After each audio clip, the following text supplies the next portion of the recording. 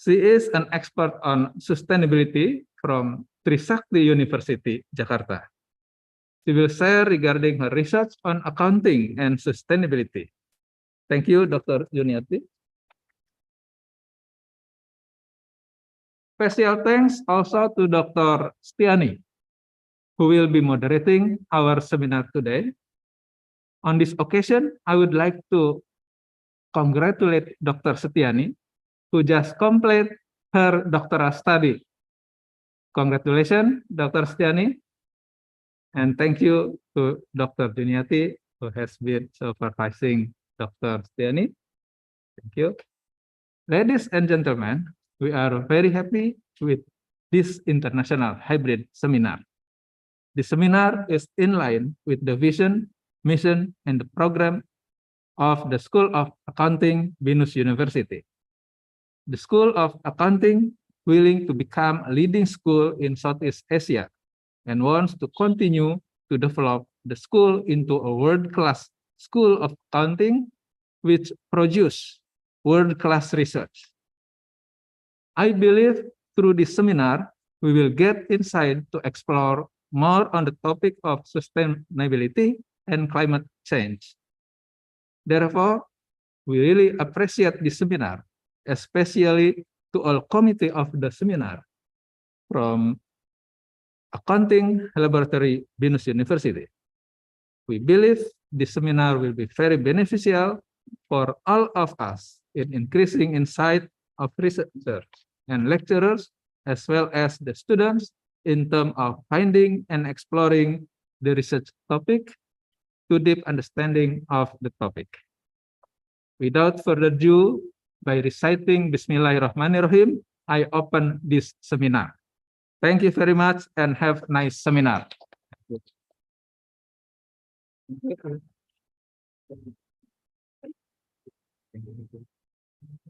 you.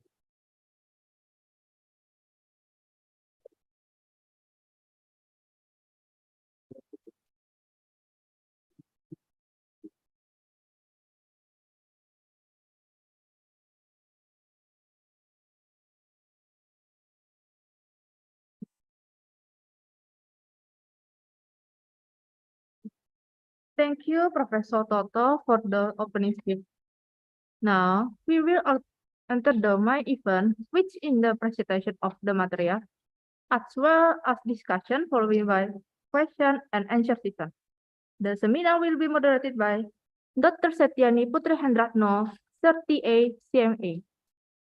Ms. Setiani updated her bachelor's of in accounting from Multimedia Nusantara University, and then graduated from her master's in accounting from Trisakti University. She was a doctor from Trisakti University, focusing on sustainability, managerial accounting, and financial technology as research interests. Ms. Setiani Putri Hendratno is currently a lecturer in Binus since 2016 as lecturer specialist for the accounting program, School of Accounting, Binus University. I now give the floor to you, Ms. Setiani. The stage is yours. Okay, thank you so much, Juliana. Good morning, everyone, for our beloved student and also our colleague from Binus University. So many faculty members will join us today. So let me introduce our speaker for today.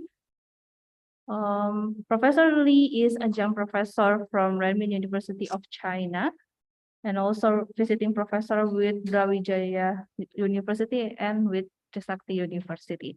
He conducts lectures and workshops on sustainable supply chain, sustainability and assurance as a risk management tools in China and Asian countries. He has been a trainer on GRI sustainability reporting framework as an advisor to SGX listed companies on compliance to SGX sustainability reporting requirement. He is a serial author of books and articles. You should read about this book. The revised edition of Sustainable Agriculture, UN Sustainable Development Goals, Climate Emergency, published in 2020. Other passions are in intellectual property and as a practitioner of alternative dispute resolution, mediator, and arbitrator. In his last full-time employment, Professor John Lee was the CEO of a Chinese state-owned enterprise, a joint venture of China, Chilean government, and a subsidiary of Temasek Holding, Singapore Sovereign Wealth Fund. Okay, and then our second guest speaker today. Yes, he is my supervisor to finish my doctoral in Sakti University, Miss Juniati Gunawan, Ph.D. I bet so many of you already cited her research too, yeah, in some of your research. She is Doctor of Philosophy from Gunawan University, Australia. She is also head of the Sakti Sustainability Center, President Director of PT Icon Global Indonesia, and PT Business Circuit Integrasi. She is also Sustainability Advisor for GK Plug and Play Indonesia, co-founder International Society of Sustainability Professional, also Master Green Productivity Specialist from APO, Japan. And her achievement, she is top scientific Scientific Index Sakti University for 2022, top 10 best lecturer in Indonesia in 2017 and 2019. Also best author contribution Emerald Publishing in 2018. Currently, her public services are assistant editor for a social responsibility journal, Emerald Publishing. You know about the journal, right? Is Q1 Scopus Journal, and also advisory committee for Fair Finance Asia, advisory board for in the Sakti University, and also advisory committee from SR Asia. So for the first session, we will hear about the teaching and sharing session from Professor John Lee, and after that, we will continue with Miss Juniati Gunawan, Ph.D. But in the meantime, if you want to ask something, you can just write down in the chat box, or you can just raise your hand if you want to ask at the end of the session. So we will have the Q&A session around 15 minutes. Yeah, you can ask freely about sustainability to our guest lecturer today, and also if I'm not mistaken, Miss Juliana already told you that you have to write down the summary, so you have to write the summary and submit it to the committee. Okay, so no other issues. So I will give the floor. The floor is yours, Professor John Lee. Thank you so much, Prof. Thank you.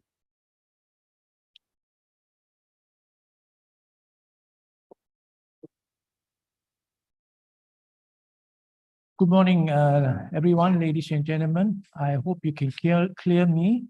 I taken out my mask because otherwise my breathing will be difficult, and also you may not hear me so clearly. So to start off, I would say thank you very much to Professor Toto for the kind word. Thank you to Dr. Stiani for the invitation, and thank you all of you for joining online and in person. It's my pleasure to be here and to be sharing with you what I understand on the topic on intellectual property as an enabler of sustainability and climate change.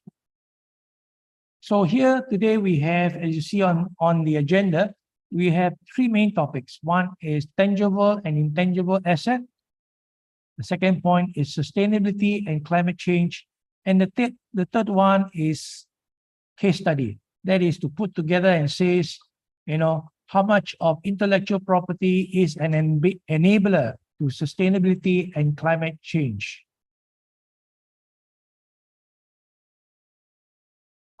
Okay, so firstly, we have to differentiate, what is tangible and intangible asset. Now, for most of you who are in accounting, you will understand what is tangible asset. And that's all that is very much in your balance sheet. The equipment, the machinery, the building, right? The list on the right. What is intangible asset? And that is your trademark, your franchise, your copyright, your license, your goodwill, patent, and brand. And this part has been over the year becoming more and more significant. A quick description of what a intangible asset is. Well, firstly, is intangible, is not physical. It is a creation of the mind or the intellect, and it includes things, as we mentioned earlier on, the patent and the copyright.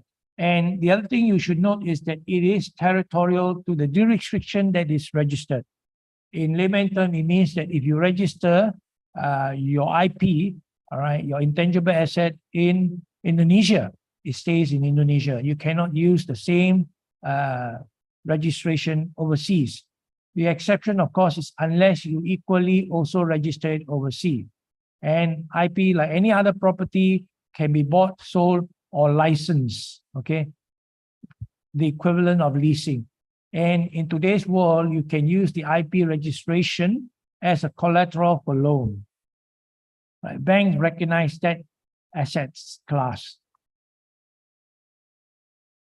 Now, a bit more of a sort of a specific accounting definition, and that is what is intangible asset, and is defined in the International Accounting Standard 38.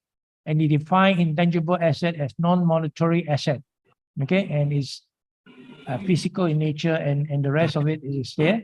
The other thing is that within the class of intangible asset, you have intellectual property.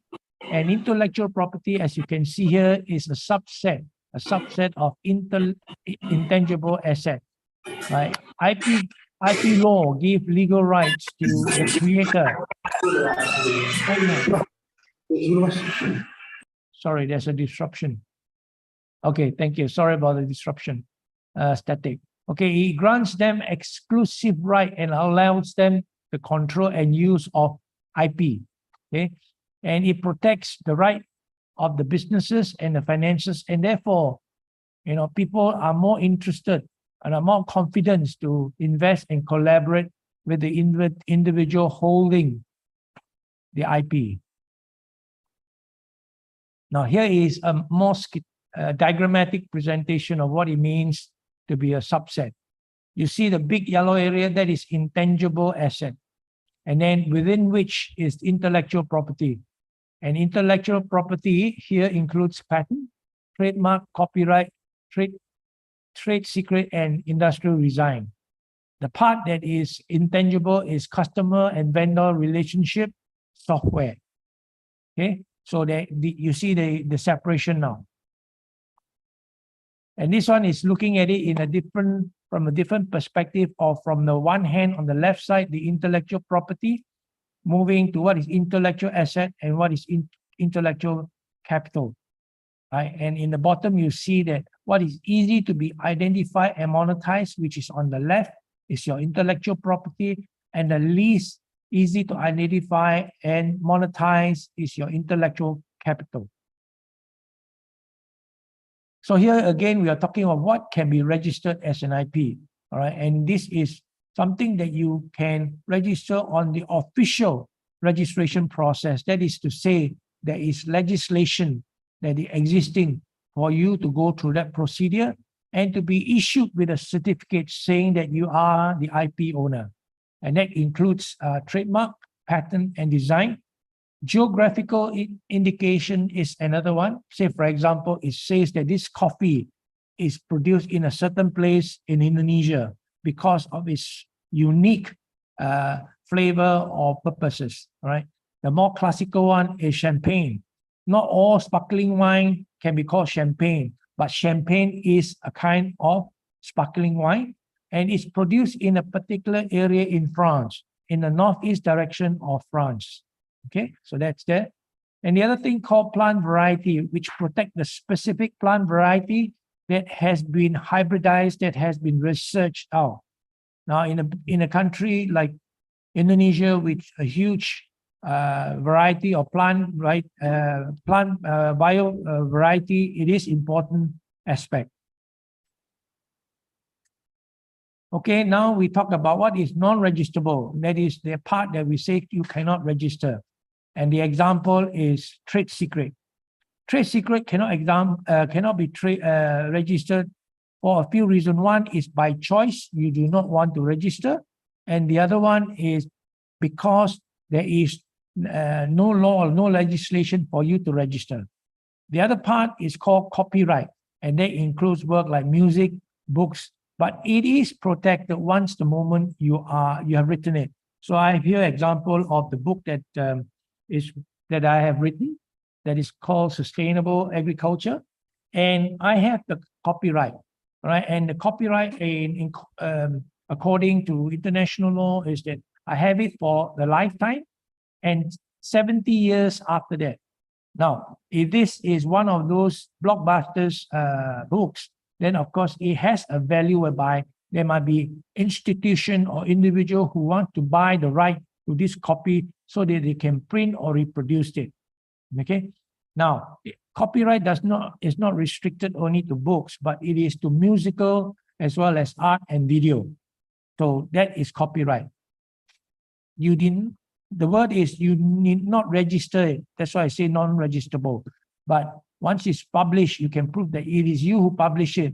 You have the right to that particular publication. So in this instance, I have the right to the way I expressed it, not necessarily the content inside I'm saying about it. Say, for example, about carbon dioxide, about carbon emission.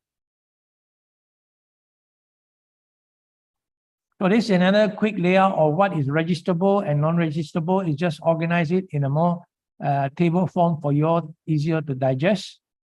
And that's also organizing it in a different way for you all to see the difference between the different classes. Generally, you have 7 classes. You have 4 of them there that we have mentioned earlier on. And then the other 3 classes that we have said. Now, just to mention about registered design. Okay, it is something that you do it, it's like all of us like have our mobile phone. In the mobile phone, you have got patent as well as you got registered design. Registered design, the bar to get it registered is lower than patent. So there are times whereby for whatever reason, you do not get to do patent, you can do a design. So the common features and the rights that you get out of for IP owner is 4 of them. One is called the legal right.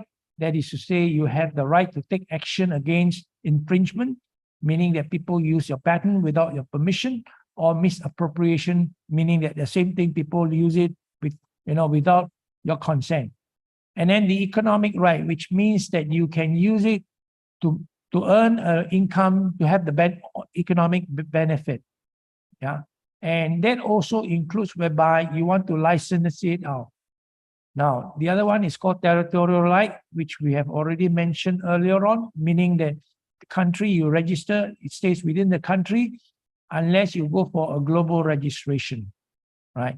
And the use right, which you can use it. And this use right also can include also, like I said, licensing it out. But most of these has got a specific time.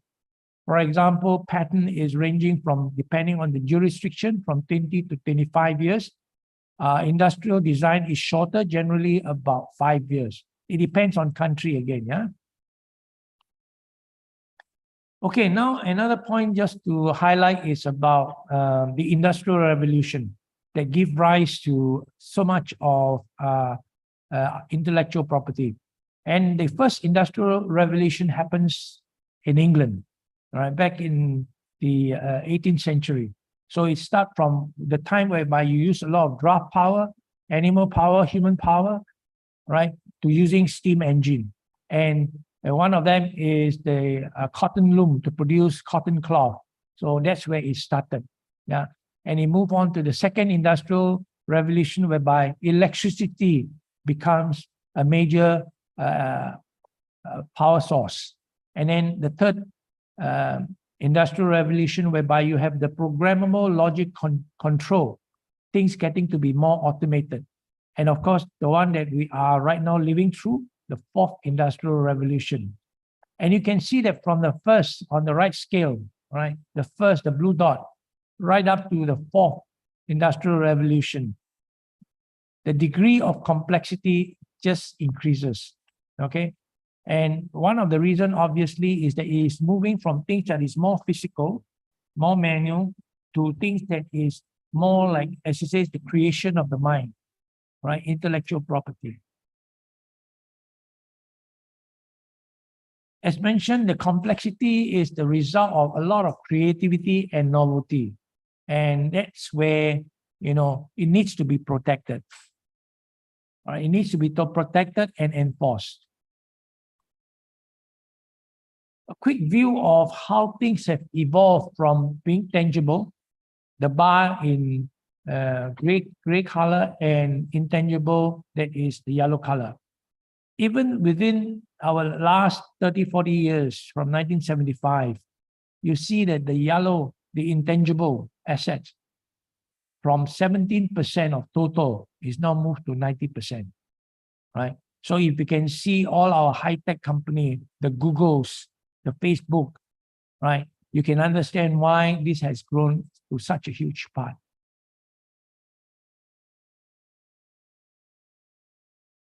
And now to talk a little bit about the second topic, which is sustainability and climate change. Since 2008, we have found that the way we are consuming, the chart on the left, we are consuming 1.5 times of the resources we have.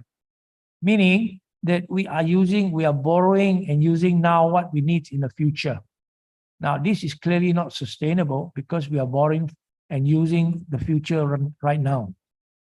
It is estimated that by the year 2050, we will be using up the 3 times the resources that the Earth has. So we have finite resources, but we are using it a lot. So the way to go forward is that we have to reduce our consumption to 1 Earth, i.e. what we got, right? And one of the biggest driver of this huge expansion of consumption is our population growth on Earth.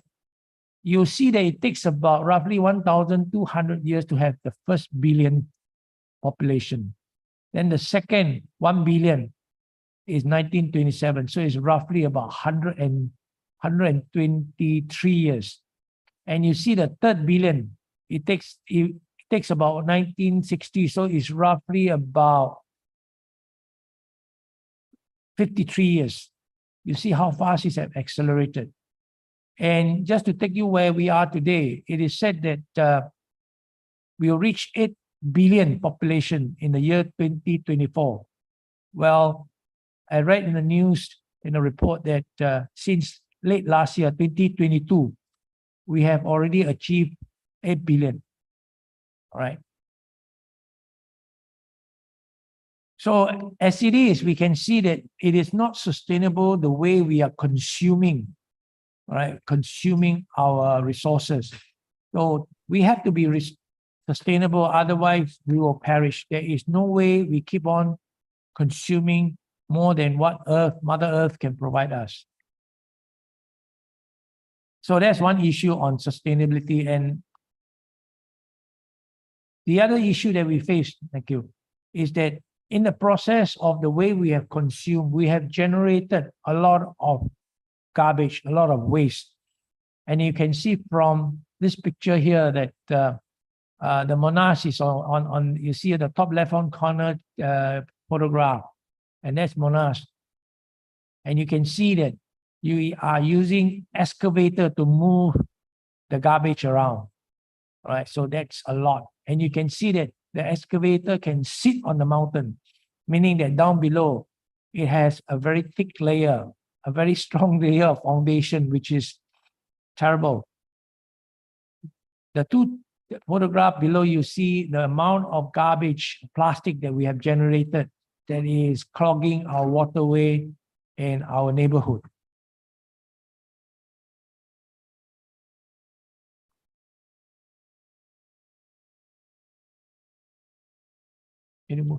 Thank you. Right. The other problem that we have here is of pollution. Pollution of water, air, and land. And you can see that on the left, the picture, the river, the Longgang, is really polluted. The riverbank is also polluted with garbage. And if you see, as you are in Jakarta, all right, the sky, if you take up to 10-story and above, the sky in Jakarta is covered in smog. That's pollution. That's air pollution, right? That's not healthy for all of us as we know it. So this is why very often we find that a lot of us is having upper respiratory tract infection. Okay. Now, to which we come to look at climate change, and one of the things is the greenhouse gas emission. So what's the issue with greenhouse gas? So on the left, you see the picture shows what is the natural greenhouse gas effect. We always have that atmosphere there that act as a sort of a screen, right, against foreign outer space projectile, but it does let the sunlight and radiation to come in. And you see that on the picture on the right, and that's where we say a human enhanced greenhouse gas effect. What it is that you have a layer, a thicker layer of greenhouse gas, carbon dioxide, methane, nitrous oxide, and a fluorinated gas that acts like, if you like, a blanket at night covering you. You don't feel the cold because your heat is not radiating out. Heat that is structured, that is not cool, is where it leads to global warming and affects the climate. That's the reason. And you ask, where are those greenhouse gas coming from? From our human activity, from our factory, from our cars, from our trucks. That's where it's coming from.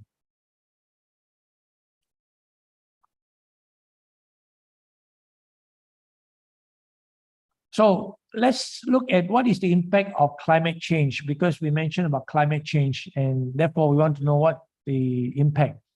And you see that the picture of that polar bear, the poor polar bear sitting on a little bit of ice, and then you see on the reflection, it's seeing the skeleton. It's a terrible fate that we have been putting our wildlife to. Okay, so there are 4 things we want to look at, and the first one is more abnormal weather pattern. You see that, for example, there's a lot more rain, and I think during these few weeks, Jakarta is having a lot of rain. So that's a bit abnormal, isn't it? The next thing is that when in the summertime, you have a lot more higher temperature and heat wave. Yeah. And then you have more droughts and wildfire in the rural area, in the forestry area. And you see that the snow cap are melting, our sea level are rising, right? And it have an impact, all this, on our migratory birds' lifestyle, as well as change in plant life cycle. So that's affecting the weather pattern. Okay, the other thing, it affects our health and disease. So like I mentioned, the smog, all right, does give us more infection of upper respiratory tract, the cough, the asthma, all right? You have a situation whereby more insect-borne diseases that will appear, that will affect the human health. And then in a cool place, somehow we are not so stressed, but when the temperature goes up in the heat, when there is heat stress, somehow we feel more stressful. And this is where we'll find that people become more vulnerable. Okay, the other thing that climate change has impact on our food system. The first thing, obviously, is the rainfall. Droughts, flooding will affect our crop. That is clear, right? The other thing is that, and we'll mention a bit more, is the rising sea tide that will increase the water table to become more saline, more salty, and not all our plants can take more salty water. Right, it will affect, number one, okay, their productivity. In fact, some of them may wither off. It will affect their nutritional quality, and the diseases that is brought about by the insects, by the plant disease, will affect their productivity. Okay, rising sea tide, and as mentioned a bit earlier, it's about the salinity change in the water level in our well, right, in our septic system. Rising sea level also will wash and erode our coastline. It will also destroy our habitat, and coastal flooding is an issue. So what we have right now is two current international conventions, right? The one on the right is the United Nations Sustainable Goal, and there are 17 of them. And the one on the left is called the Paris Climate Agreement. And both are signed in 2015, December, about the same time. The UN SDG goal signed a few days earlier, and then the Paris Climate Agreement.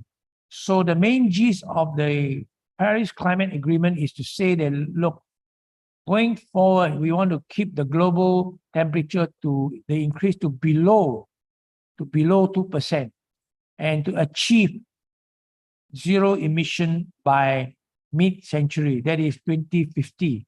And the way to do it is that we want to, that goes to number two, second point, enhance resilience and adaptation to climate change that is certain to occur, right? That means we have to do things that we can adapt to climate change. And then the third thing is to funding, all right, financial funding and support to achieve the second point, right? So because we set the first point, the second point at the top, the second and the third point just fall in place, okay?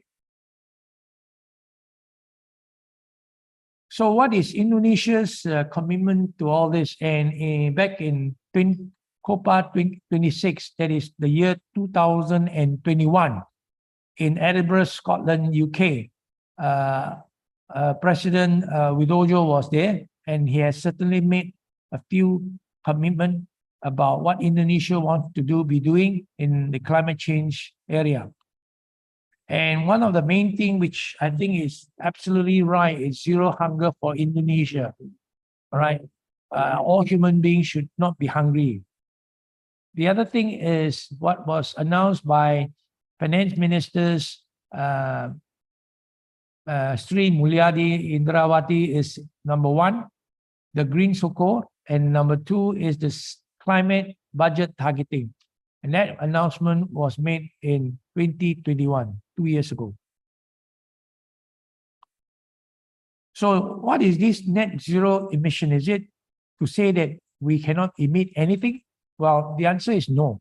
Remember that we say that it is that we want to restrict the global temperature increase to below 2%. It means that we still accept that global temperature will still rise, but we keep it to below 2%. So here is the definition of net zero, and it's the balance between the amount of greenhouse gas you produce and you remove from the atmosphere. Okay. So the first thing is, what are you doing to lower your emissions? So instead of using fossil fuel, you decarbonize and you invest and you use green technology, be it solar, be it wind. Okay. And then you measure what you have removed from the environment. Okay, the emission. So the example given here is if you invest in a forest expansion, meaning that you leave certain land, instead of building on it and harvesting on it, you leave it to become a forest so that it can capture the carbon dioxide in the air. Another very key point, unfortunately, and is negative, is greenwashing, right? This is the ugly side.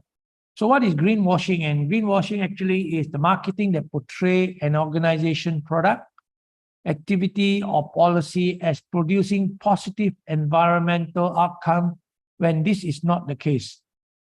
Meaning, in simple layman terms, is misrepresentation, cheating, or lying. So the example is that if you claim that it is all natural, but you have used chemical in it, that's greenwashing. If you claim that this is biodegradable, but either it is completely not, or if some of the ingredient inside is not biodegradable, then that's cheating.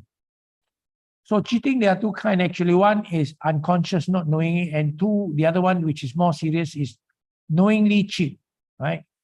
So let me give you an example of knowingly cheat. And that's an example that happened in 2015 September. Volkswagen was caught in the US, right, for having emission that is beyond the limit, allowed limit 40 times. And how they cheat, you ask, is simply, as you see on the top, it says that it fitted 11 million of its diesel engine vehicle worldwide with a software that can detect when it is being tested, right? When it's tested, it behaves, so to speak, it behaves to within the limits. When it's not tested, it is just, emitting all the greenhouse gas emission, right? 40 times. And that's very serious. And I know in Indonesia, Volkswagen is not very popular, but in other places it is. And it's in the world is one of the top car manufacturers. So they cheated. They were charged, and they were criminally charged, as well as there were civil claims against them. So you may wonder, okay, maybe this is only one case. Well, the bad news is, in many other countries in the European Union, from Germany, UK, France, Netherlands, Luxembourg, Spain, Italy, as well as Belgium, you have all the big car names that were caught cheating, and you have Mercedes, BMW, Audi, you have Ford, all right? You have Opel, you have the Japanese car there, Toyota, Nissan, you have the Mazda. They are all caught for cheating. So it is pretty serious. So you can ask the question. You may ask the question, well, why do they cheat? So why do company and fund managers greenwash, cheat? And the first point is that there is a great demand for such ESG products, but the supply is more limited. So there's more demand than supply. So that's number one. Number two is that there's no standardized criteria to be used as a guideline as to say about whether a company or a product or claim is ESG compliance. And the third is that there is a lot of favor in the market, right, for such ESG product, and in sometimes it is deemed to have a good reputation to be a green company and to produce green product. Okay, so that's some of the reason why company and fund managers greenwashed. So let's now look at next point, and that is currently the world, we are looking what is called as the linear economic model. And that is to say, we extract what we need, or we harvest what we need, we produced it to a product we need, it is distributed to us, we consume it, and thereafter it becomes all disposed of as garbage. So that's why we have more and more garbage of mountain of garbage. Then we have our carbon footprint from the distribution, from the production, from the extraction. As we have seen earlier, this is not sustainable. So what are the options available? Well, the best option you can see on the extreme right is the circular economy. That is to say, you extract what you need as a raw material, that's fine. You produce it, you use it, and you recycle it totally, 100%. That's the ideal. Then the second part of the ideal, the second best solution is you go through the raw material production use, and then you recycle part of it. Okay, and then you have the non-recyclable waste, meaning that you reduce the amount of waste and you try and use as much as you can, okay, as opposed to the linear model. So to achieve that, you need basically the 3R, we call it, that is to be able to reduce, to reuse, and recycle. Okay, this is the thing you can say is the important factor to be moving toward a a circular economy. So what is stopping us from doing this? Sorry, can you move that? I have a problem. Thank you. Okay. So the first thing is governance. Sometimes the law is not there and things are not happening. Okay. That is one area. Second area is education. People does not realize how big a problem is that we are creating in terms of the waste, the way we are consuming resources, the way we are polluting ourselves. That's education. And number 3 is technology. In technology, you can look at, in reality, a lot of technology is available to answer a number of our challenges. The only issue is, I would say, that we should be looking at here is the cost aspect of it. Okay, so that's it. So right now we move into the last segment, the third segment, and that is the case study. And in this case study, we try and see, and we try and have example that shows that IP is enabling sustainability and climate change. And we look at 6 examples, some of which are already common knowledge to us. Some of it is a bit new. So we go to the first one. The 5G. So we heard a lot about the coming of the 5G, and it's going to be tremendous. So I think the first thing is that you can see here of all the 8 specification requirements, the first one is the latency. Latency means the delay between the instruction and the signal and the action. Okay, so 5G is talking of 1 millisecond. 1 millisecond. Now, when I say 1, is already more than, it's maybe 1 second already. So a millisecond, it is that fast. That's number 1. Number 2 is that the data rate that you can download is 10 to 100 times faster than the 4G or the 4.5G. So that's how fast it is. And this one has related to the latency. And it says 99.99% availability. I will qualify this to say that provided there's the land base there, all right. If not, then there is not at 99.99%. Okay. Okay. I think the other few important thing here is that it says that it is a 90% reduction in the network energy use. Now, we are talking of sustainability here, and if we can reduce energy consumption by 90%, that is a very big progress.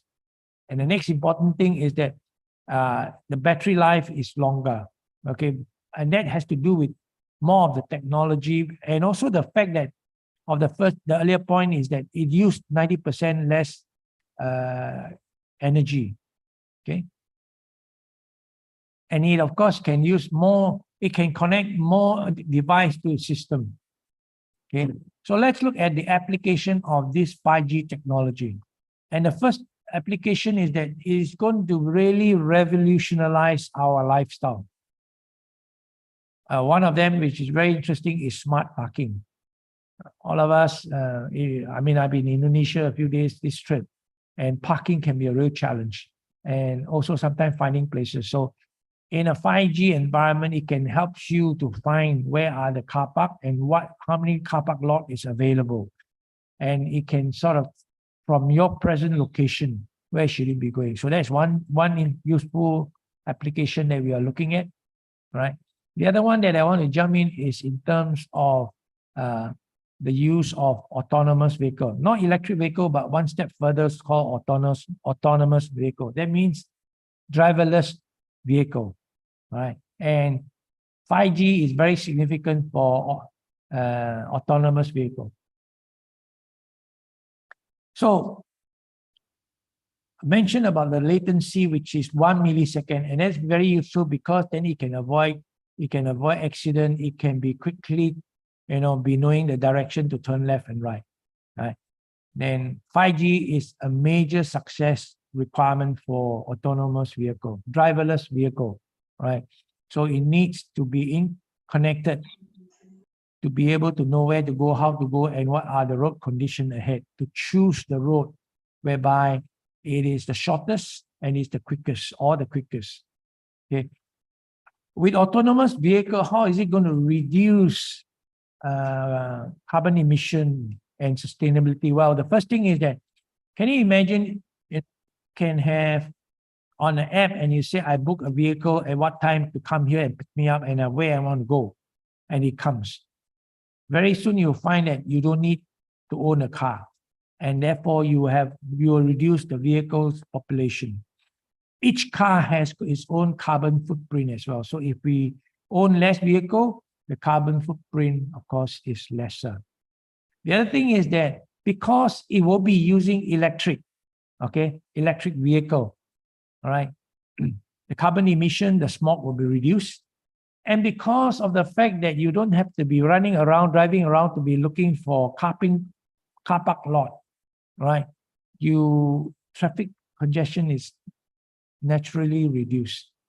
Okay, so that is autonomous vehicle. So let's look at electric vehicle. How would they perform? Because we are saying that it is less polluting. So this is a study that has been done and estimated in 4 regions. One is Europe, United States, China, and India. And you will find that the reduction in emission is not just on when you're using it. You see below it says it's the life cycle emission study. So meaning that it is studying from the time that, the steel, the metal, the parts are being used for the car to the time that it's scrapped, and in between when we're using it, and that includes the battery. And this is quite a saving they are expecting between the year 2021, 2 years ago, and 2030. Okay, so that's one thing. So, and how does it compare between the petrol and the diesel car? You see the bar chart. On the first left is the petrol, the second left is the diesel, and the saving is a lot. Okay, the saving is a lot. All right, this is in terms of, as you can see here, it includes the driving, the light blue, the dark blue, the production part of it, the battery production part of it, and then it says the CO2 emission in the year 2030. So there is the reduction in CO2 emission compared to petrol and diesel engine. Okay, I want to talk quickly about this biotechnology. It is very in-depth. I'm not a botanist or a biotechnologist, but quickly to mention that A is the conventional breeding. That is, we take 2 plants, male, female, and we try and select the best trait, the characteristic of a plant, and we crossbreed them to produce a better seed over time. Now that takes time and it may not succeed. So that's one thing. The second one is called genetic engineering. And that is something that we know, and the outcome we call it as the GMO. So that's one there. And then you have something new called the genome editing, right? So you may ask, what's the difference between genetic engineering and genome engineering? Well, it is still taking part of the DNA out, but genome is more precise and more fine. So you can imagine if you have to go for an appendix operation, between having it to have that 3 inches being opened up on your right abdomen, right lower abdomen, to using keyhole, 3 or 4 keyhole to do it. That's the difference. It is so fine that it can be done, right? So the genome one is very laser sharp, very precise. Genetic engineering is a bit more cost compared to the genome. So these 2 methods are very much in use, and more genome editing is becoming the trend.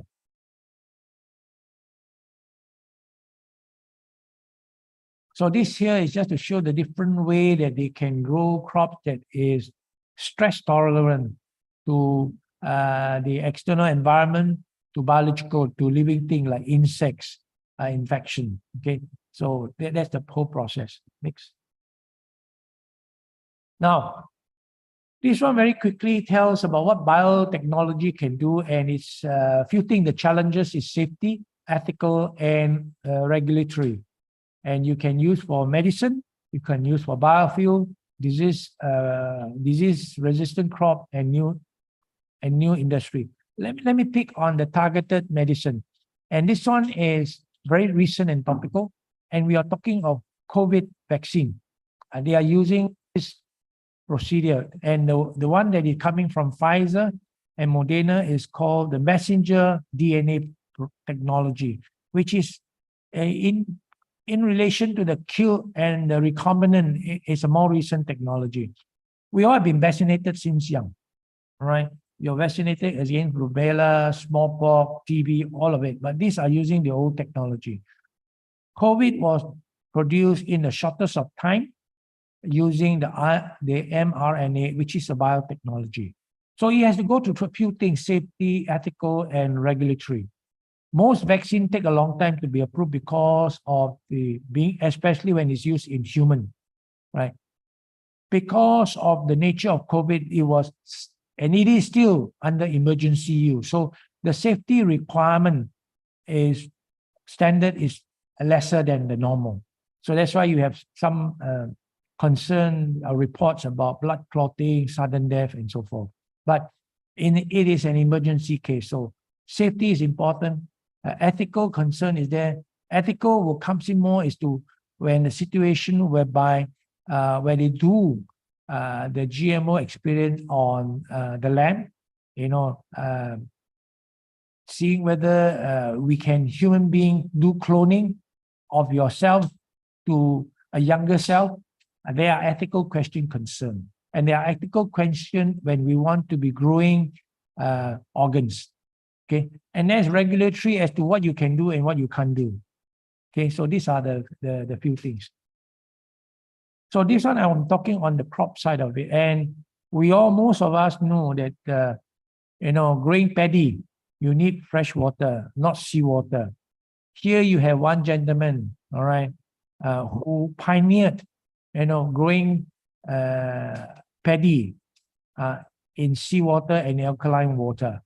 Right, and on the right bottom, that is the rice grown in the seawater. So this gentleman, he passed away in 2021 at the age of 91. So he does a lot of hybrid, and he has been known to be able to help alleviate hunger and poverty in China because of hybrid.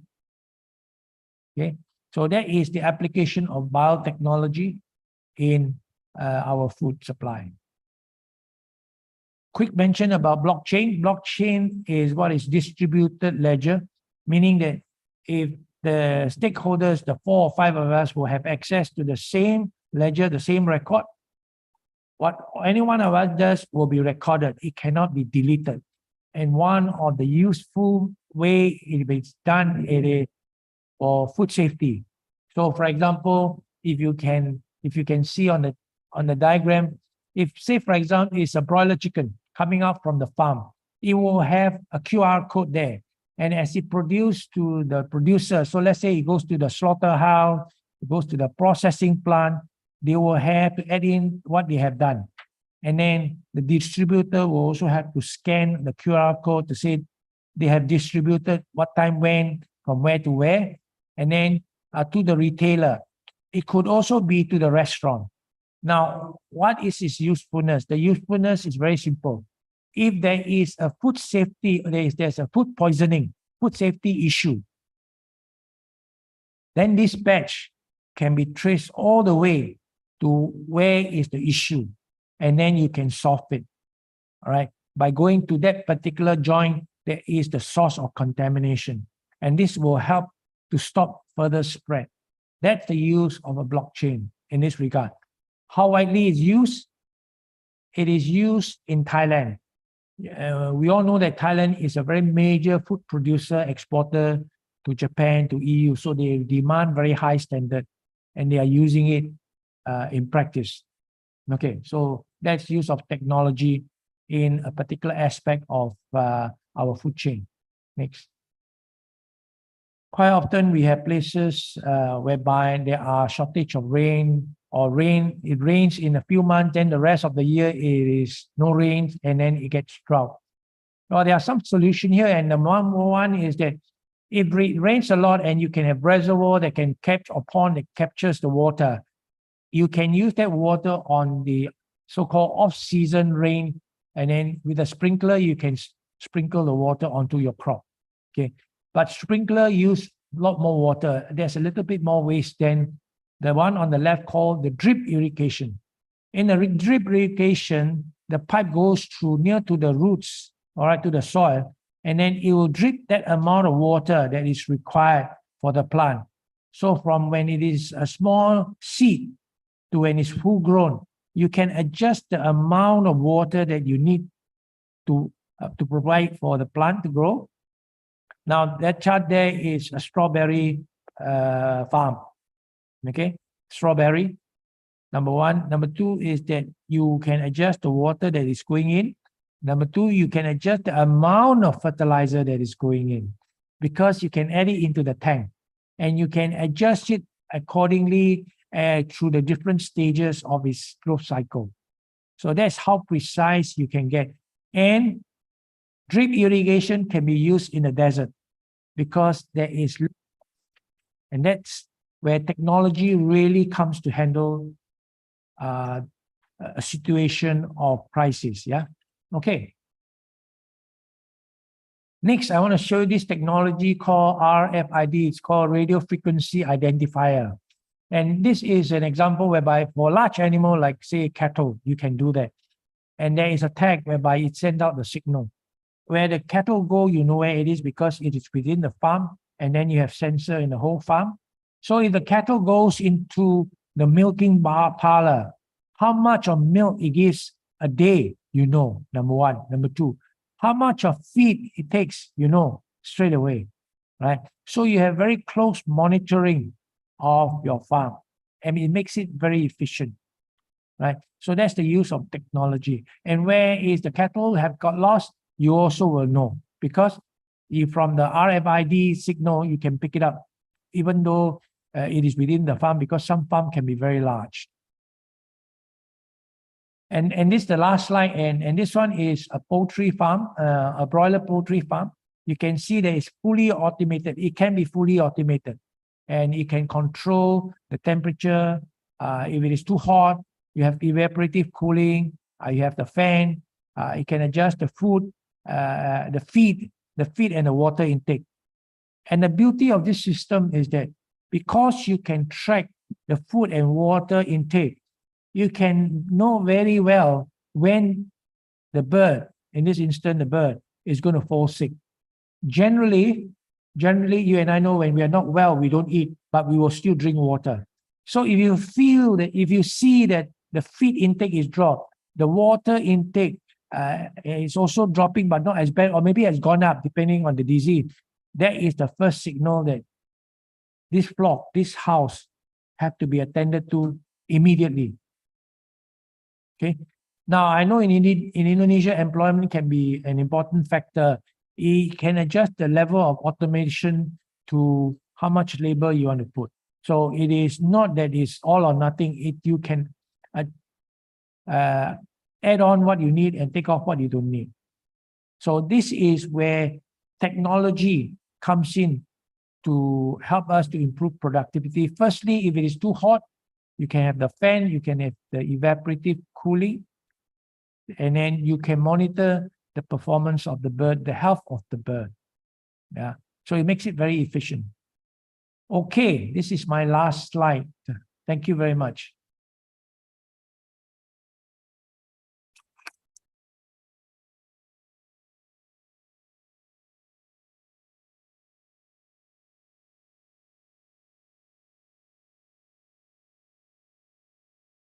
Okay, thank you so much, Professor John Lee. So to summary all the material from Professor John Lee, so we all know about the intangible asset. As you can see, in 2022, the intangible asset is 90%, yeah, instead of the tangible asset. And also, Prof. John Lee also mentioning about technology from farm, and also about maintain the livestock, and also as you can see about the 5G technology, about autonomous car. Yeah, it's kind of booming right now because of many electrical car. So maybe you can explore about the sustainability not only for the intangible one, but not only for the tangible one, I mean, but also the intangible one around the 5G, because you are in BINUS and we also know about the technology and you already learn about it. Okay. For the second guest speaker, Ms. Juniati Gunawan will tell to you about the sustainability too. So you please, if you have any questions or you want to ask, feel free to ask and also raise your hand after the session. Thank you. Please, Ms. Juniati Gunawan, the floor is yours.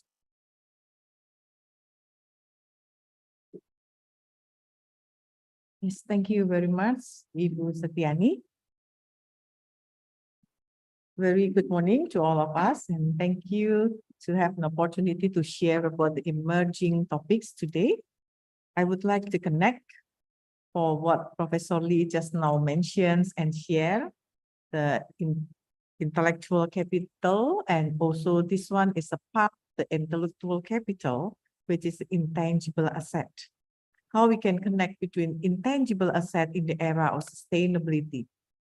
I hope this is quite interesting for all of us, that now asset is not only the fixed asset, but now getting more and more important is the intangible assets.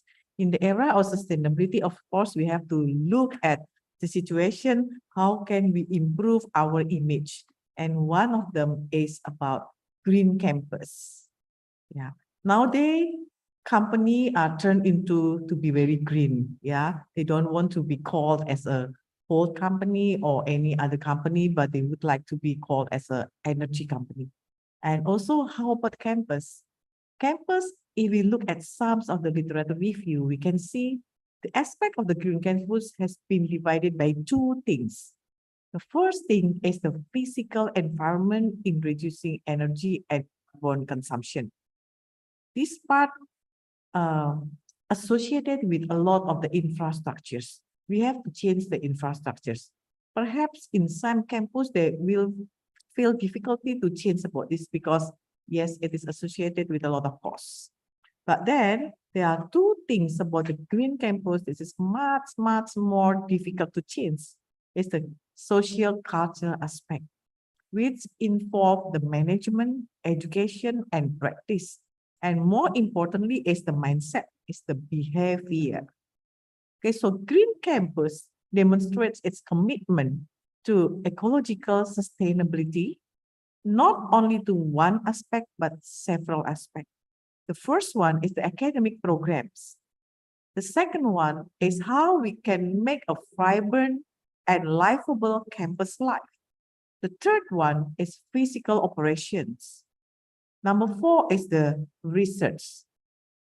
The linkage of this kind of aspect is very important to really build a comprehensive green campus, not only in a one economic aspect or performance, but we have to think about how this economic performance provide impacts to ecological or environmental performance.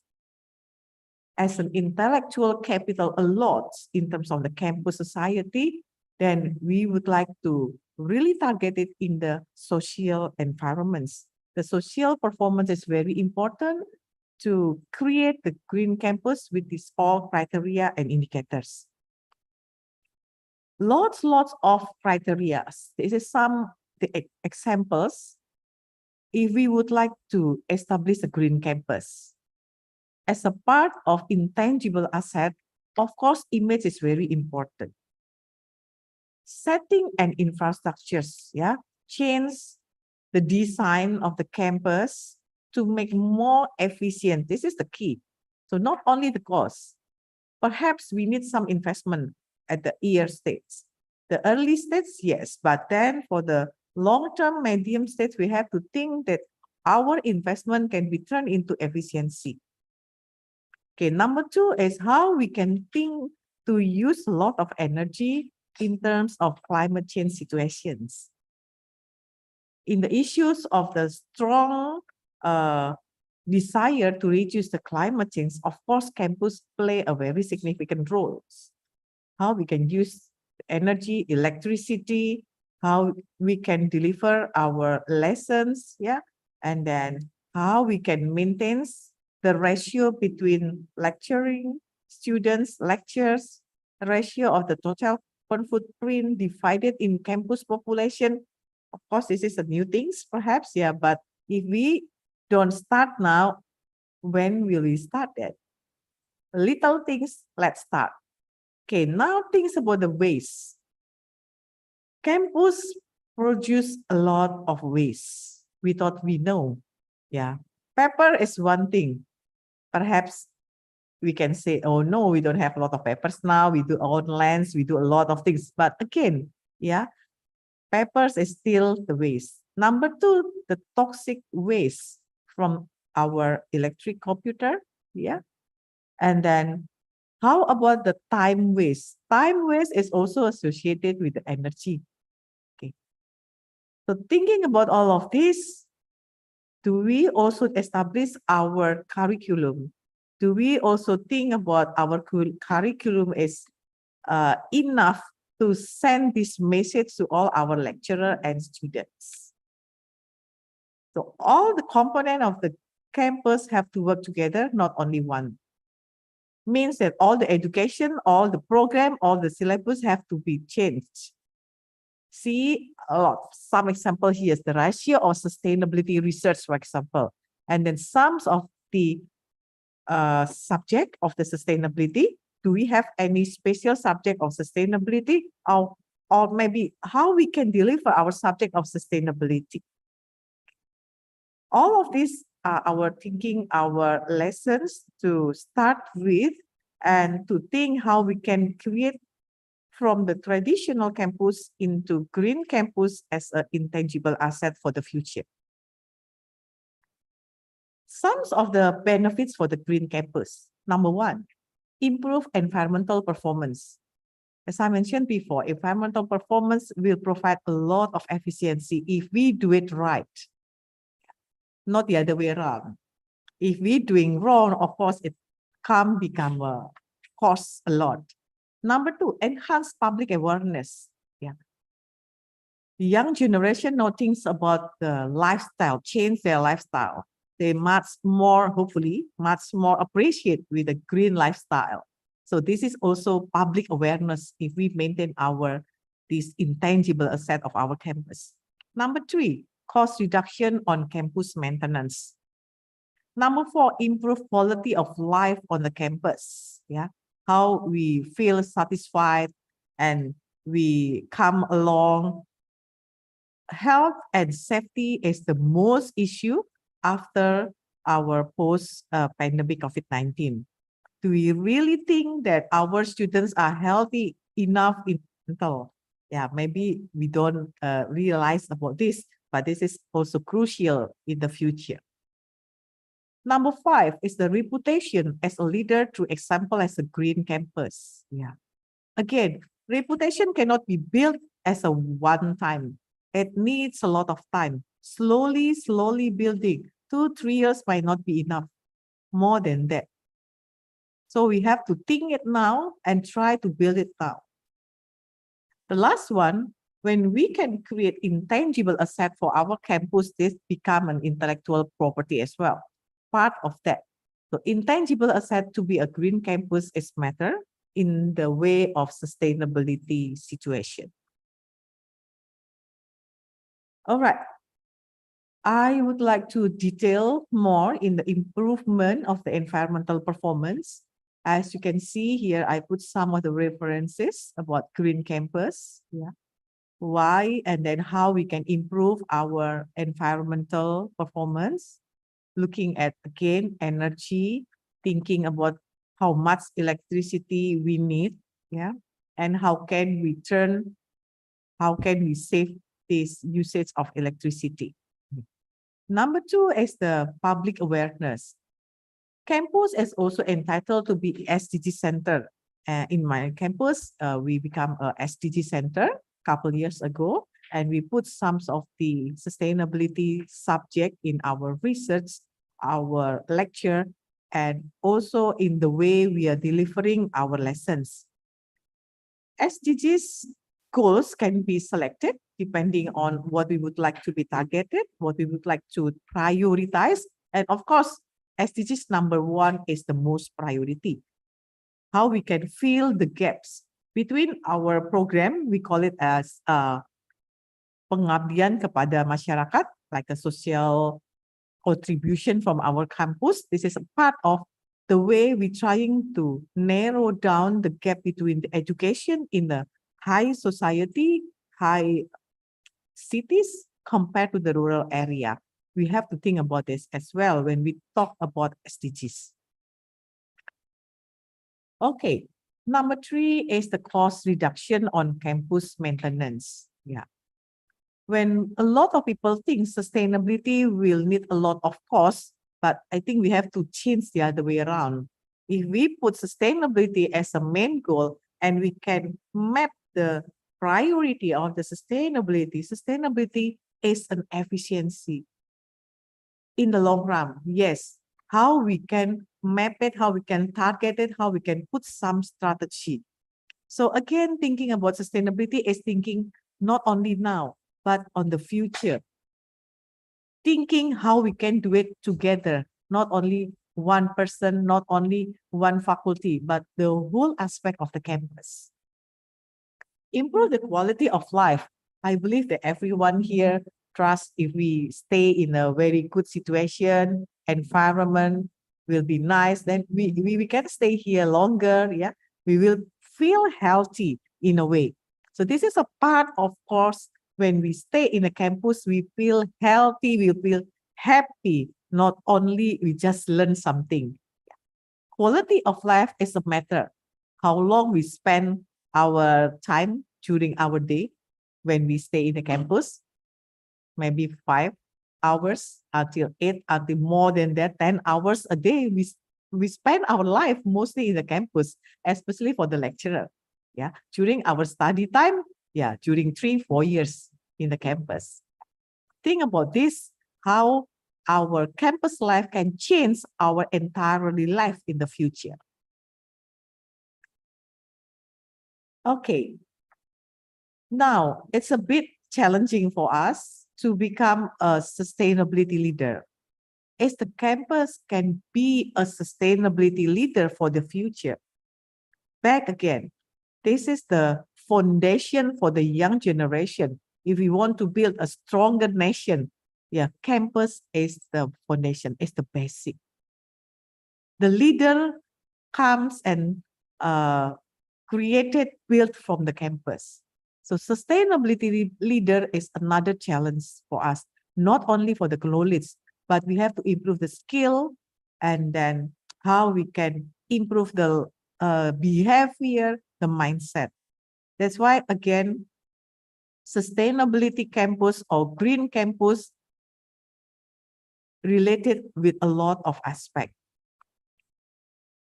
I put some of the references here if you would like to see the green campus and then green image, how the green campus can protect and also can attract new students, can attract new young generations as an intangible asset. Okay, some of the examples here, the University Sains Malaysia, they put some information about how they are trying to turn into a green campus. Campus from Singapore and US also put some information here, how they have put the efforts to use energy lower, maintaining the situation in a greener campus. Sustainable University, also the claim by the Monash University in Jakarta. Yeah, this is the first foreign university. Yeah, there will be a lot more university new days, and they would like to open up with a new style, with a new image, and again, how we can compete with them. This is my last slide, just only an example. The syllabus that sustainability accounting we develop in our campus. Yeah, we can talk about corporate social responsibility, ISO 26000, and also sustainability reporting. as a one subject, not the subject under other subject, but of course the main subject, and it should be a mandatory subject for students. Yeah, if we really want to emphasize this, the subject, the sustainability subject, of course we have to change our syllabus. I think that is all part of the sustainability and why it is much more important nowadays. Can see here the International Accounting Standard Board has been changed. They developed International Sustainability Standard Board. If we talk about sustainability in terms of the financial matters, then everybody will, oh, okay, that's going to be very important then, because it's really connected to financial. Yeah, not like before. We're just talking about sustainability. Everybody will ask, why is it important? What is the benefit for us? But now see how the investor, other capital markets see sustainability as the one thing, as the important thing for them to make decision. And I believe not in the long time, I think our accounting syllabus program have also to be changed. Slowly it goes to the sustainability era. So why should we? I think we have to start now. Thank you very much.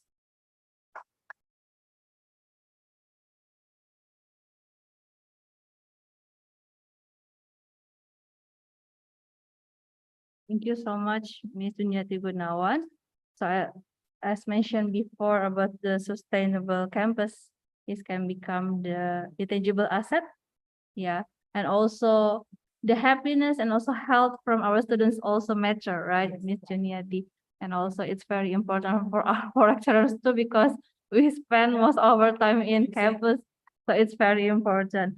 And also about the reputation, yeah, and the cost reduction, because maybe as you can see in Binus, we also have 3 campuses here in Kijang, Syahdan, and also Anggrek. So maybe lots of carbon emission, and we have to do more about the carbon. But yeah, we have to register carbon, but before that, we have to know about the carbon footprint. Okay, I also invite Prof. John Lee. Maybe you can sit in front of us with Mr. Juniati Gunawan too, and we will open our Q&A session. So maybe some of students want to ask, yeah, so many things you learn today from Prof. John Lee and also from Ms. Juniati Gunawan. Yeah. Oh, Is there any question in chat? Maybe Yes, 11. the committee can check about that. Is there any question? Don't be afraid. Don't be shy. You can ask us, or maybe from lecturers. Okay. If I'm not mistaken, Miss Mariani is our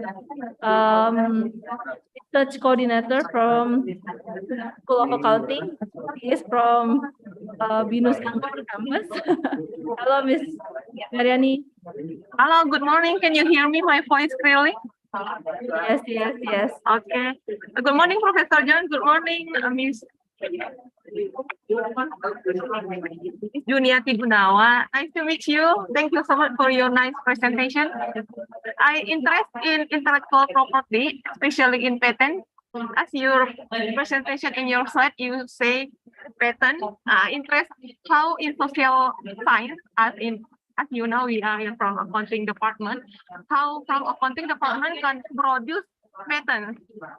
Maybe you can give us a tip strategy, or what should we do to produce patent? That's it. Thank you. Okay, didn't hear the question. Okay, please.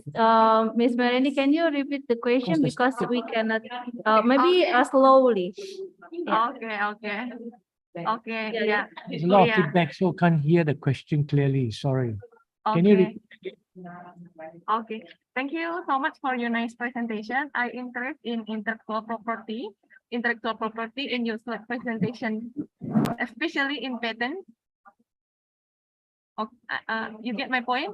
My question is, Okay, yes, my question is how in for patent one. yes, us from accounting department can produce patents?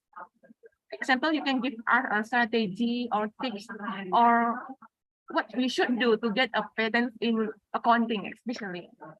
Thank you. Okay. Number one is that we're talking of intellectual property produced by auditing department, is it? Is that your question? Accounting department.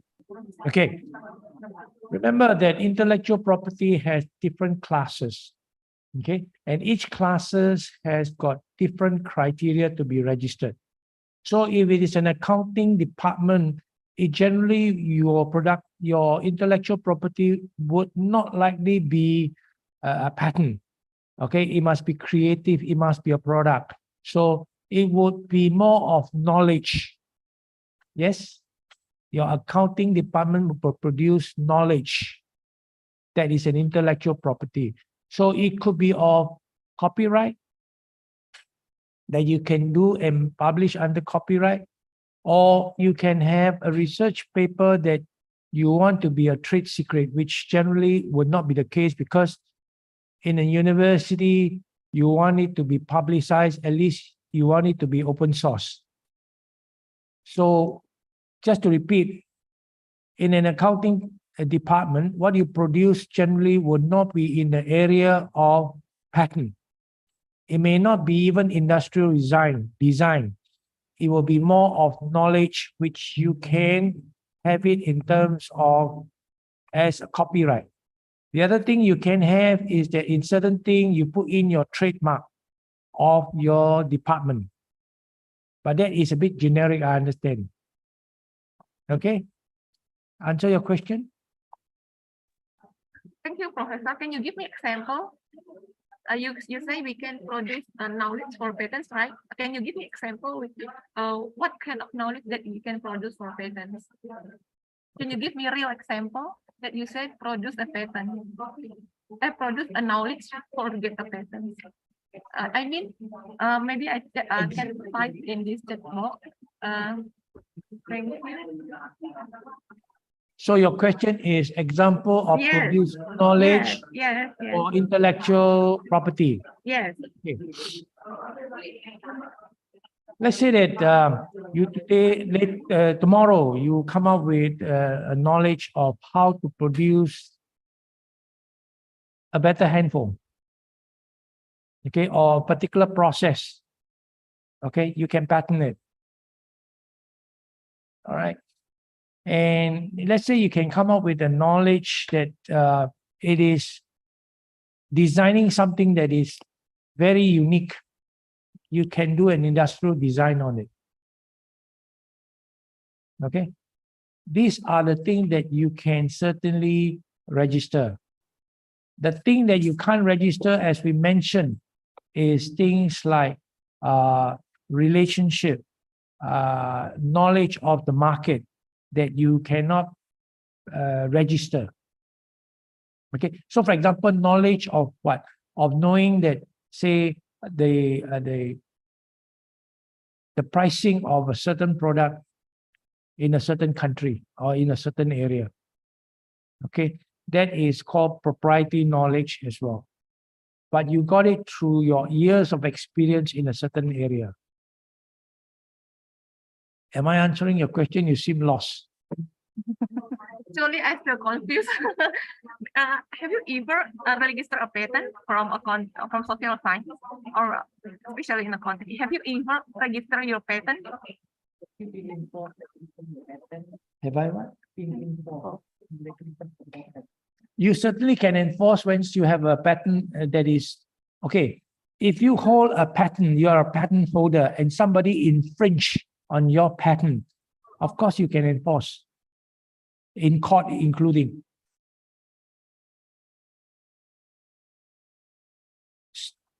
So let's say that you hold a patent for this product, okay, and somebody copy this product, okay, meaning that it infringe onto your patent.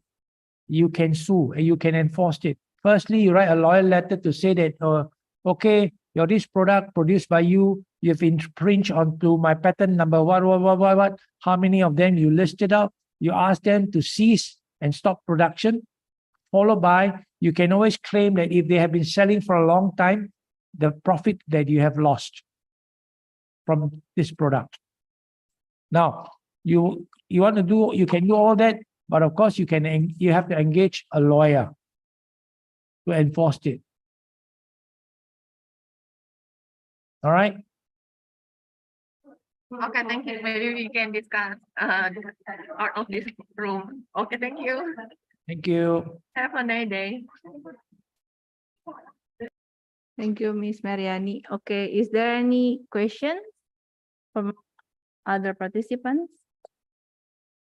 Maybe in the chat box. Okay. Oh, it's awesome. Okay, it's from the committee. From Binusian, maybe you want to ask? I see so many Binusian 21, 23, and so on. Maybe you want to ask about sustainability? Apa? 229. Yeah, 129 participant, but please, if you want to ask, don't be shy. It's okay. They can ask bahasa also. Bahasa, oh, yeah. Share your experience as Yeah. well if you don't want to ask. Yeah. Mm-mm. If you want to use bahasa, it's okay. I can translate it for you. It's okay too. Maybe some of you also in thesis semester, right? In the last semester, maybe you want to ask about sustainability, and if I'm not mistaken, Miss Juniati, 60 students choosing sustainability as their topic for the thesis. So that's why if you want to ask, yeah, you can ask now. We have our sustainability experts here. Okay, maybe while you're thinking of the question to ask, let me just share with you my thoughts. And my thought is that all of you finally, okay, whether you are first year, final year, or you're doing your master, finally you will graduate. Okay. And when you graduate, you will have to apply for a job unless you got a family business.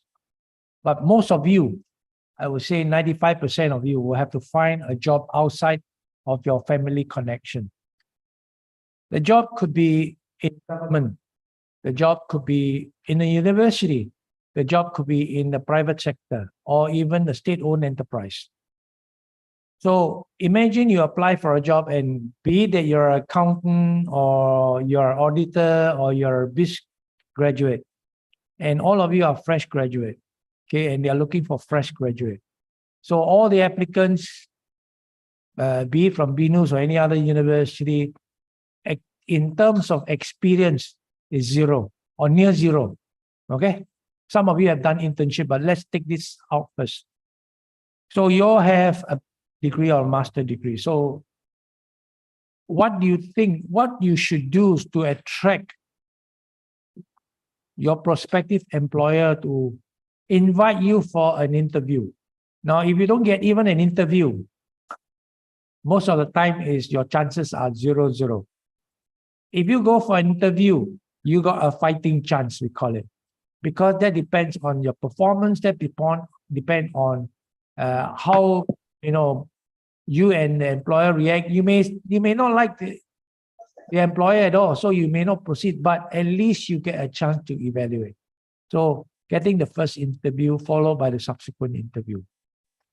So my experience as an employer before this professorship as a CEO before is that in such an instant, and let's keep it simple for the time being, that I'm looking for an accounting, okay, or a bachelor or BSEd, so in the same category. All you are fresh graduate, and I got 20 or 50 of you, and I got no time to interview all of you. That's clear, right? So I will probably choose 3 to 5 for each job to interview. So if I got 3 jobs, I'll be probably looking at maybe 10 of you, right? So among the heap that I receive, I may choose only 10. And what is the criteria? Okay. Of course, you can say grade, university, and all that, fine. But there's another level that looks at it. And that is to say, what subject have you done? That is of importance to me going forward the next 3-5 years. Right? Now, as we look in the next coming 3-5 years, okay, sustainability and climate change is a big thing. It is not just at the corporate level, but it's at the national and the international level. As we have shown, President Jokowi take the trouble, okay, take the trouble to be in Edinburgh, so far away to attend, and commit Indonesia, all right, to certain things, right, in the COPA 26. Okay. So here it is, the question, how do you make it significant? And one of them is being able to say that, okay, I've done elective or courses in sustainability, in climate change, because you will be an asset to the company, because you would have known something. And because it's such a new topic, not too many people has experience. And if they are engaging people at entry level, don't worry, we are not your competitors for the job. Okay, right? It is a different competition level. So in the same level, in the same entry level job, if your resume in your CV, in your transcript, it shows that you have done electives in climate change, sustainability, or even curriculum, extracurricular activity or internship in this area, you would clearly have an advantage. So in life, it's talking of what advantage I can have over my peers so that I be the first to be chosen, or I have a fighting chance to be chosen. So that's my point to you, right? So here it is, you still got time to plan before you graduate, especially the first year. The final year, maybe you still have, you can have the elective and you choose, okay? Depending on how near is the graduation, to be able to position yourself to be picked up for the first interview and subsequently a chance to be given an offer, a job offer. All right, so remember this point, yeah? Thank you. Thank you so much, Prof. Lee. So that means all the students need to have soft skill regarding the sustainability and also maybe have the sustainability literacy, yeah, because they have to compete in more than 5 years, because maybe some of them just joining the BINUS. This is their first time in BINUS. Yeah, they have to think what they should do for the 4 or after their graduation in the 4 years ahead. So we have one student asking. Can we read? Okay. Good morning and hello, Mr. Miss. My name is Safa. I have questions. Some people told me that it's too late to save the earth. We only have a small chance to push below 2 degrees. Is it actually work to minimize the effect of the climate change? Thank you. Very nice question. Okay. Right. From Ms. Okay. Juniati. Okay, thank you. Very, very nice. So much for your question, Safa. People might think you better come late than never, right? So this is the same one. If everybody said that we are late to save our earth, so why don't we do it now? Don't think about late or not, even the small chance. Don't think about the chance, yeah? The best thing is just we control ourselves, yeah? Ourselves that we can control. Don't think about beyond that we cannot control, yeah? So you go more than your limit, yeah? Just control yourself, yeah? Every one of us, if we think we can do something, we can do better, how small it is, let's do it now. That's all, yeah? So no comma, dot, stop, yeah. Whatever the result, it is other things, yeah? So without thinking further, just do it what you can do. Very small things, okay? When I talk about the campus, the same one. The campus needs sustainability leader, need to change, yeah? If they want to change now, don't delay. If they don't want to change, it's up to them, yeah? But just do it. So I think that's the key things. Yeah. Another questions. Okay, together become important in what is that called? IR 4.0. In the Oh, I industry. see. Okay, yes, yeah. If we connect it with Industry, yeah, revolution 4.0, yes, become important in a one way, but again, yeah, I would like to emphasize is the balance of our life. The industrial very important, digital technology, anything was sophisticated. Yeah. My question is, are we ready enough to really accept that and utilize all of this in the benefit of our life? This is the question. Yeah. How much time we spend to be a productive activity using technology rather than wasting much time. I'm wondering now, the young generation spend a lot of time with the technology, yes, but very little productivity. What they are doing? Playing. I didn't say that playing is not good. Yes, playing is good as well. The key is balance. Yeah. And also, do we do it in the right time? Small children, they really need the technology at the moment? At their age, I don't think so. Yeah, they need to do a lot of activity, not technology first. Wait until they are growing. They know, they understand what's the meaning of technology. So again, in the industrial 4.0, which is for me, I'm quite shocked with all this technology and then new things coming in. I myself cannot just catching up. Yeah. Too sophisticated for me, but then trying to be wise, to be balanced, to use the technology, yeah, to be productive. Okay, I think that's all for me first, then I can come back later on. Yeah. Okay, I think there's a question from Cynthia Monica Delia. Cynthia, you're saying what is the research topic that you can be looking at for your thesis as a student? So number one, I do not know what level you're talking of, either at the bachelor, master, or a PhD, but that put it aside first. But there are a few topics that you can be looking at to research for a thesis. Number one is about scope 3 emission. All right. What needs to be in terms of what needs to be the education, the skill set that needs to be put in place to be able to successfully carry it out, the ramification, the complication involved in it. And from scope 3 emission, which requires reporting from upstream and downstream, you're looking at supply chain, right? It is something that you want to be looking at supply chain, because you see that one is because of scope 3, and scope 3 emission is a large part of all the emission compared to scope 1 and scope 2. Yeah. And you want to look at the issue of how to avoid a situation where people will do greenwashing when you're doing scope 3 reporting. You can also look at the issue of green financing to get this project going, all right, or going green.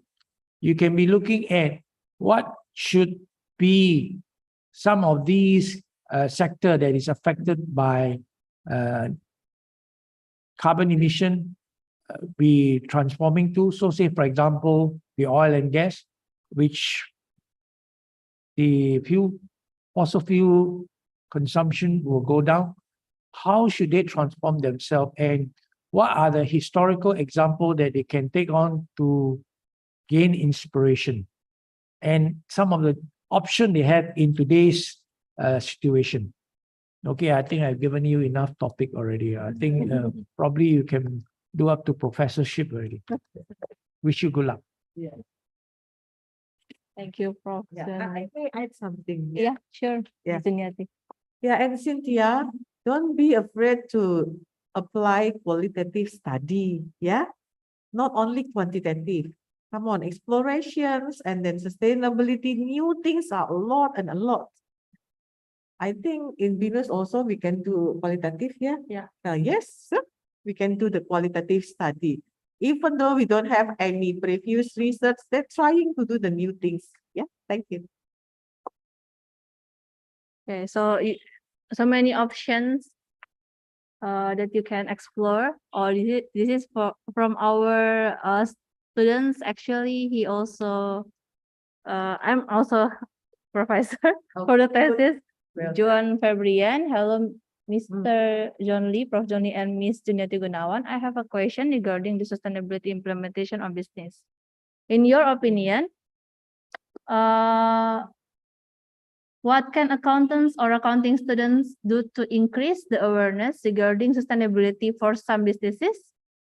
Possibly enforcing the use of IA or IP to be more sustainable. Because based on my understanding, most businesses do understand that sustainability is important, but the business do not particularly do tangible actions to be more sustainable. For example, creating sustainability report just for the sake of formality, but the contents are not the actual actions that company do, or possibly do greenwashing and femvertising. So maybe you have some opinion, Prof. John Lee. Yes, very simple.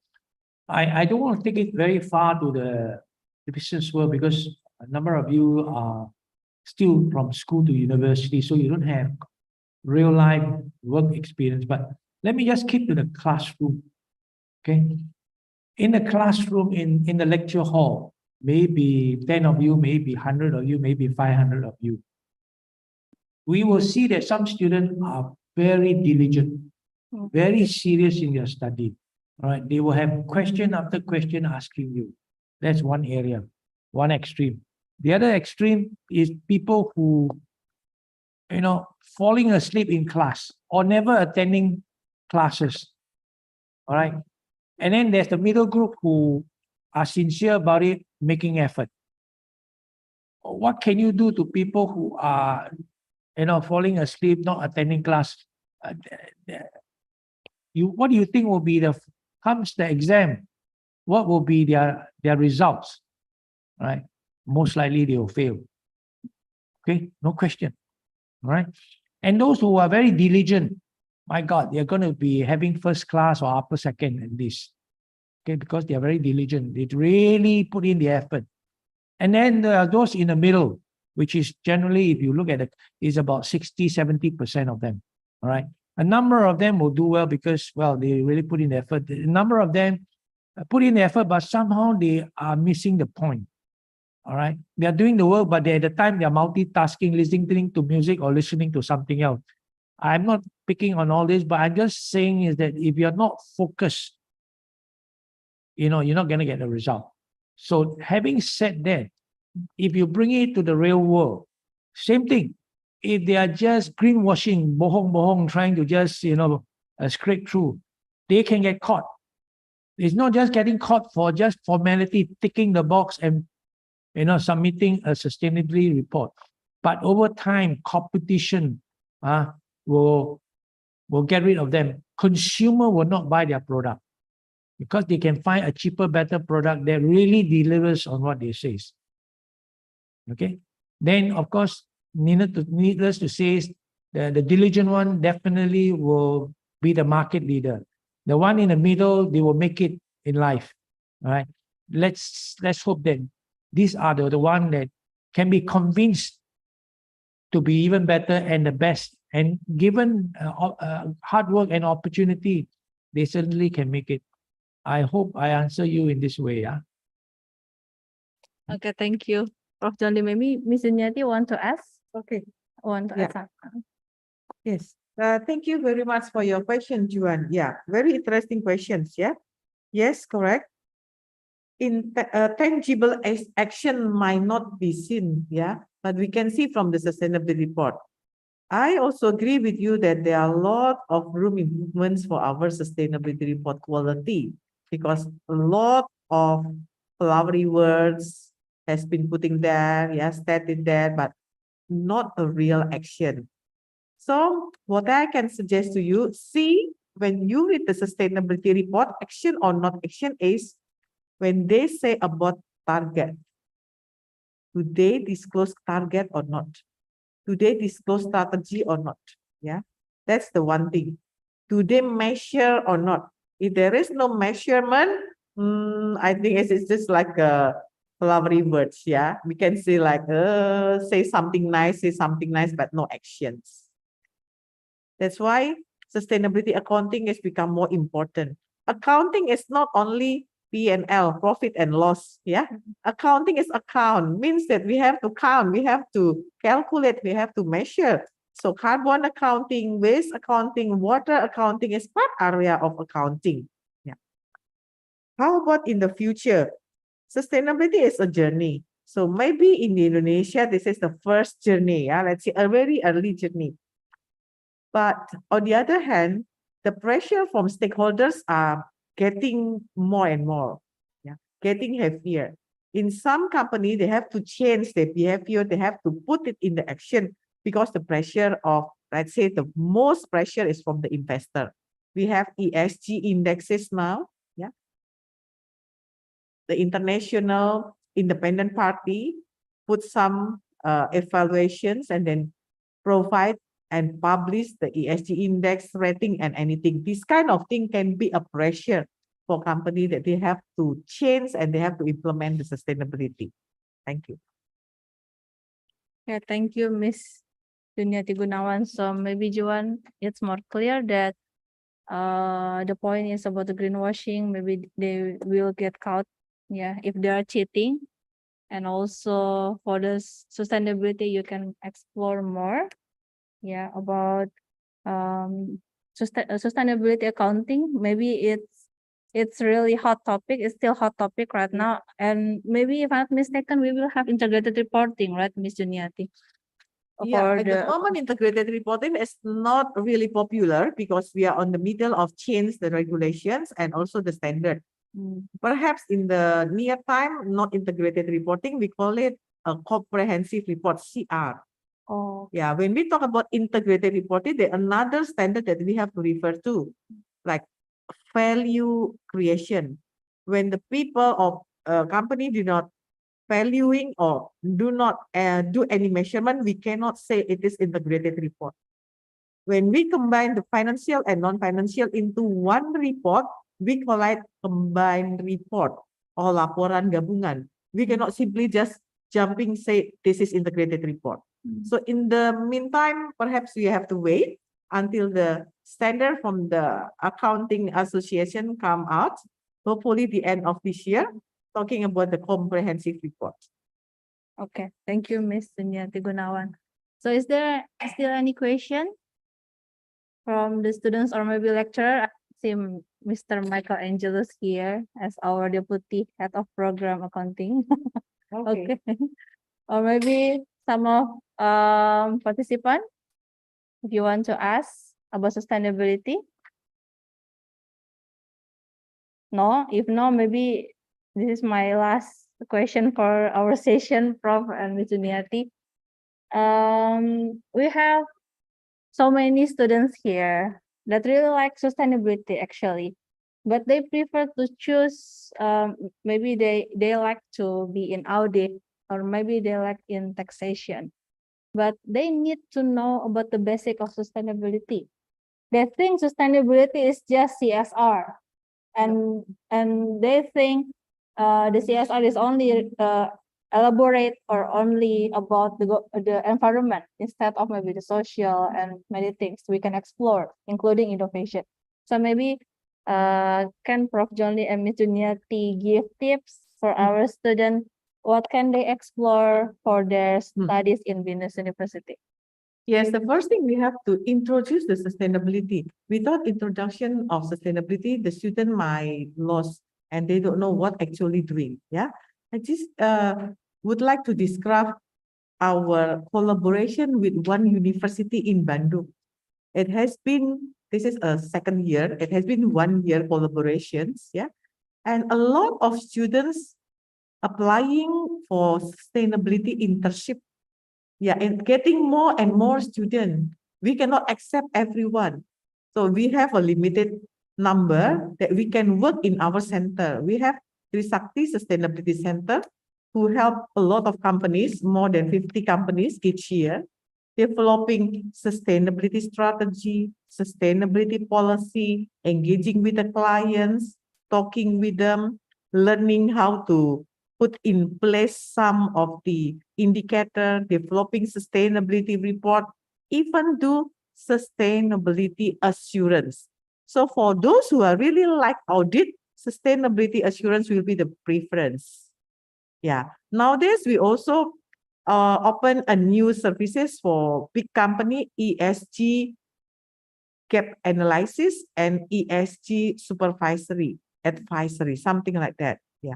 So again, for those who really like to know about sustainability, put it in place, I most welcome for all of you to come to our center to be an internship students, maybe as a MBKM students, yeah, or maybe we can give you SKP as a letter for the graduate, yeah, for the graduate students. If they want to pass all the unit, they have to get the letter. Our center can provide this letter for you, so you can be our internship students if you would really want to know how to implement this sustainability. A lot of job, yeah, but I cannot guarantee that your task will be easy. No, yeah, your task will not be easy, yeah. You have to really talk to the client. You have to really learn and then do a lot of initiative. The client can contact you on a Monday morning, Sunday morning, anything, anytime. Yeah. So have to be ready and also shaping your character, shaping your discipline, how you can deal with the real life. Thank you. Okay, thank you, Ms. Juniati Gunawan. Maybe Prof. Johnny want to add? Okay, hi. I hope you all can hear me. All right, okay. Sustainability and climate change is a new and evolving discipline. So there's still a lot to be learned and still a lot to be discovered. Even for us, we are still discovering new things. And in the process, also new policy, new legislation will comes in. And therefore, we have got to come up to speed with it. One of the challenges we have is that the fact that there's a knowledge gap and we have to bridge it. And I think is where, or perhaps not in Indonesia, I don't know, but in Singapore, we are seeing, and outside, there are suddenly overnight expert in sustainability, you know, and sorry to say also in the big four, accounting firm. It's very laughable because some of the people, we know them and we know that he or she was just an accountant or a consultant 2 weeks ago you met, and then today they are put in the in a team of expert. So as student here, if you have opportunity to learn, this is a new and evergreen area, and this one would be able to take you for the next another 10, if not 20 years. And when you learn something, you want to go into that industry, at least you want to be able to do so. Of course, like Bujun said, clients sometimes can be calling you on the weekend, late at night because they got some urgent thing. If you are looking for excitement, this is one area you can look for excitement. If you want to look for a job that is 9 to 5 and please don't disturb me, on public holiday, because I want to take my holiday in wherever, then this may not be your job for you. Then you just keep to the traditional profession, whereby there is no sort of urgent need, but that is where the excitement, if you are looking for, is definitely there, and the learning is tremendous. Thank you. Okay, thank you so much, Prof. Johnny, and also Ms. Juniati Gunawan. I think this is our final session. So we already set up our session. So maybe I will go back to Miss Juliana as the MC. Yeah, you can, for the closing.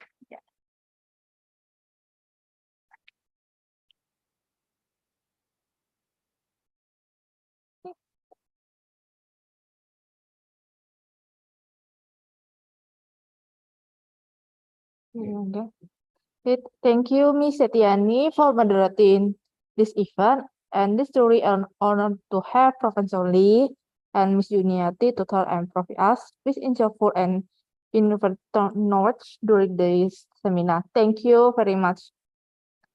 Thank you. I invite Ms. Setiani to present all certificate of appreciation held to Professor Lee and Ms. Juniati. Certificate.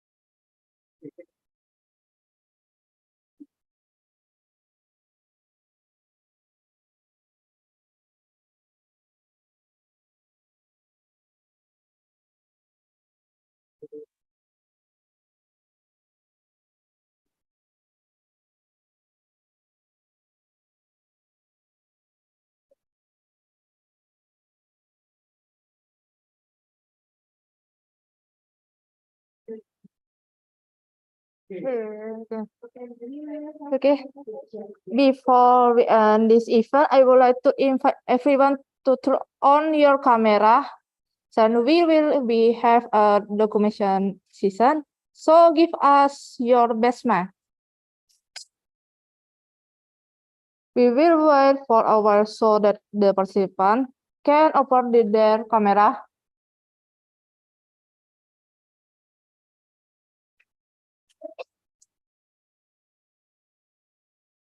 Okay, good.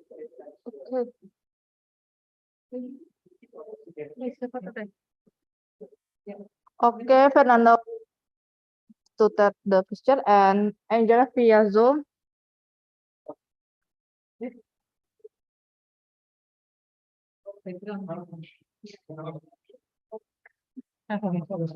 Yeah. Oh, yeah, like this. To understand. Susah.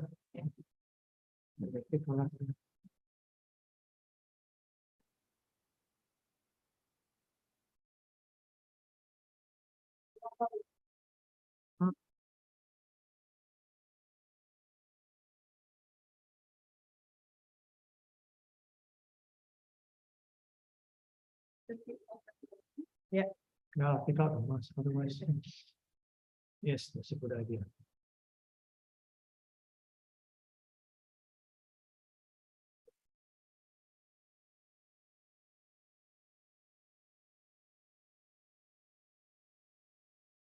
Okay, thank you. Thank you.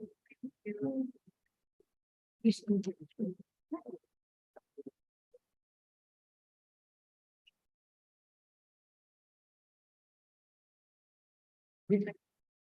is the first. Boleh di foto dari sana. Jadi kelihatan ini juga. Ya, Nanti aja, bareng. nanti foto. Udah aja apa? Oh, no, speaking again. Ya, Foto dulu. kelihatan ini kelihatan kameranya itu juga. Jadi situasinya kelihatan agak jauh ya.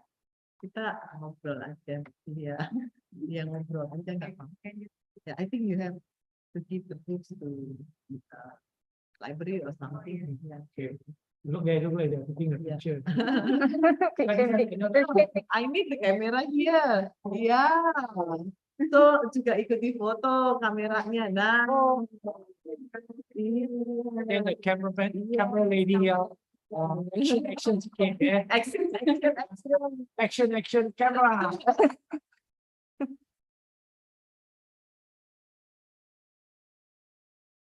Okay, Ya, thank makasih. Thank you, Fernando. Thank you. And Thank you, Angela everyone. via Zoom. Thank you.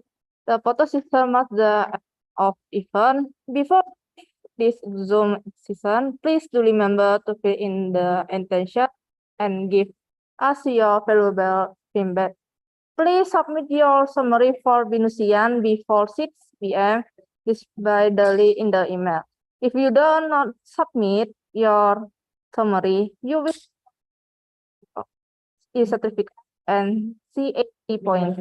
Thank you very much for attention and participating in this seminar, everyone. I'm Juliana. Good afternoon and see you on the next event. Thank you.